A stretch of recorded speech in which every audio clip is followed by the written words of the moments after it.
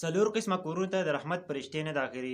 ملګرو دا ویډیو را سره وګورئ چې دا کم کورونه دي، هسې نه چې موږ هم په دې کورونو کې یو چې زموږ کور ته د رحمت فرشتې نه داخليږي. نو ویډیو را سره مکمل وګورئ، د مولانا صاحب ته په کمنټ کې ضرور ماشاءالله ولیکئ او دا ویډیو د نور ملګرو سره ضرور شیر کړئ. ویډیو به خامخا ځکه ګورو چې موږ مسلمانان یو، ویډیو مکمل ګورو او د نور ملګرو سره به هم شریک کوو.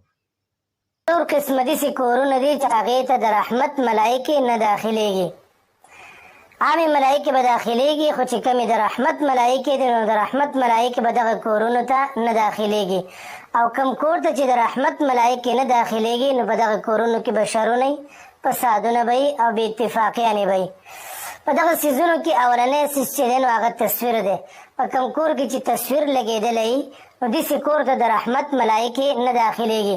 که چېرته زموږ او ستاسو په کور کې مخامخ تصویر لګېدلی، دغه تصویران لرې کوئ، ورنه ستاسو کور ته به د رحمت چې کومې ملایکې دي نو هغه به نه داخلیږي. دویم څیز چې دی نو هغه سپی ساتل دي. په کم کور کې چې سپی وي نو دغه کور ته د رحمت ملایکې چې دي هغه نه داخلیږي.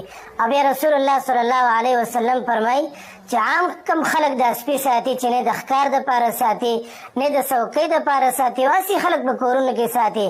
نو رسول الله صلی الله علیه وسلم فرمایي وایي د دغه کور والا نه به روزانه الله رب العالمین د 2 قیراتو اجرونه، دا ثوابونه به ته الله رب العالمین کموي.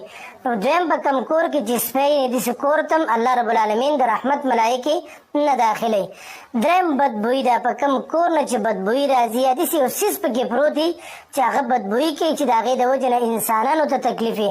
نو د کمې بدبویي د وجې نه چې انسانانو ته تکلیف وي نو داسې بدبویي د وجې نه د رحمت ملایکو ته